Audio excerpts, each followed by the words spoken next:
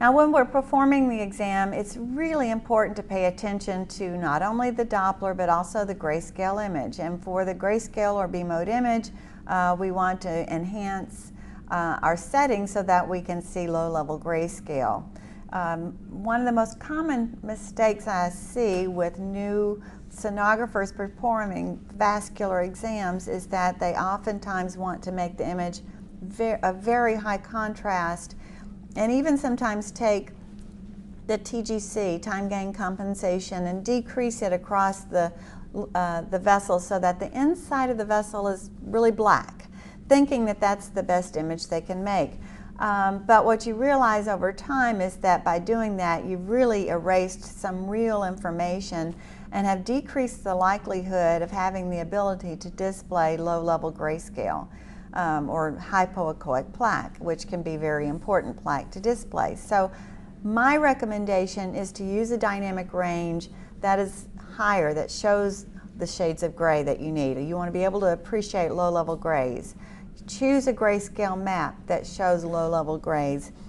Have the overall gain high enough that you could perceive plaque, and increase the TGC within the vessel enough that you're not eliminating any plaque that's present. And I'd rather have a few extra echoes in there that may be artifactual than to not see the plaque that's present. This is the point I'm trying to make. Look at this bifurcation. It's a nice image, but actually what's happened is the sonographer has used the TGC on the system to clean out the vessel and make it look nice and black inside. In so doing, they erased this plaque. Now, when I increase the TGC to show this plaque, yeah, there's some artifact over beyond it or proximal to it. I'm not really concerned about that. I'm more concerned about having the ability to demonstrate this pathology. So it's much better to have a few extra echoes in the vessel than to make it completely black, because that's artifactual. Here's another example. It looks like a beautiful vessel, but actually they have not set the TGC appropriately, and this low-level plaque is actually being missed. Now, there's a lot of advanced imaging features with high-end equipment that are available for us to use today, and these have been investigated over time and really proven to help improve the quality of our image, and should be used if you have these capabilities on your system, which most likely you do. One is harmonics, which helps us to improve the contrast resolution. There's compound imaging, which steers the beam in multiple directions at the anatomy of interest. It combines those different steerings into one displayed image.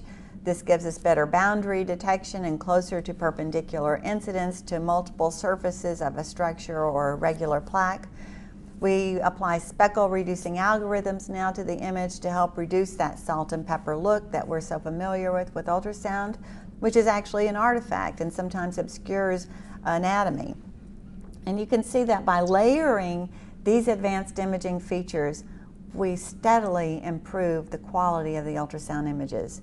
So for example, this is a pretty decent baseline image, but I think everyone would agree that it's a little bit better now, and now it's a little bit better, and then the final image is even the best. It's showing all of the boundary of that plaque and its internal composition, because we've actually layered harmonics, compound imaging, and speckle reduction.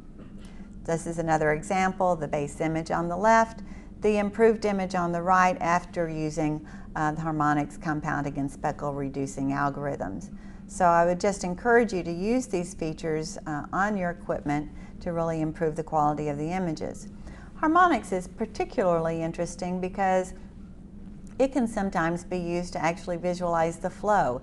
And if we see the flow with harmonics, it's even at a higher resolution than we can ever achieve with color Doppler or with power Doppler imaging, for example. So the image on the right that you see is not some new flow imaging technology. That's simply high-frequency harmonic imaging, and it was achieved by using the highest frequency that would actually penetrate.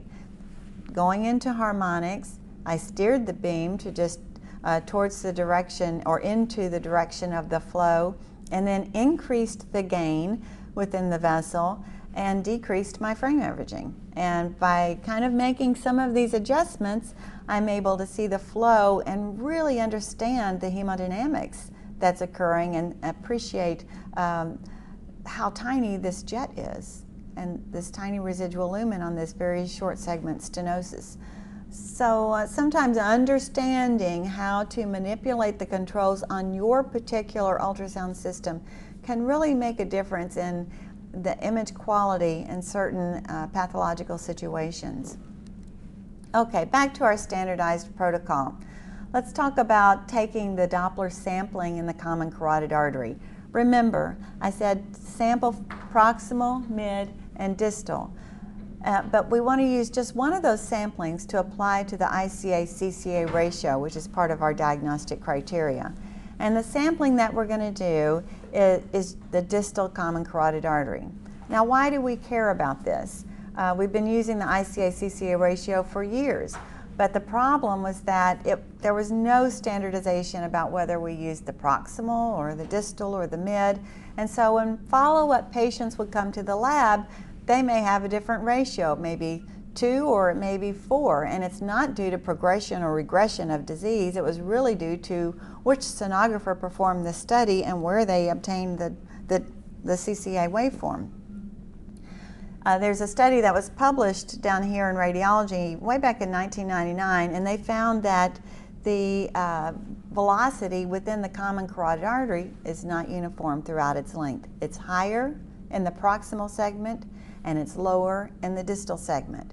So you can see that if you use different locations within the common carotid artery to obtain the sampling that's applied to the ratio, you will get different results.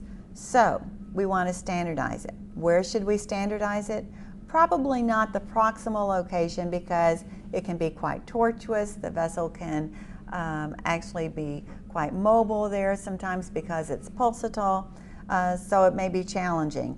The mid segment, it's hard to know exactly what is meant by mid. A good way to standardize it is to go to the distal segment, about 2 centimeters proximal to the bifurcation. This is reproducible from time to time and very, very easily. Now, do I actually go and take the calipers and measure? No.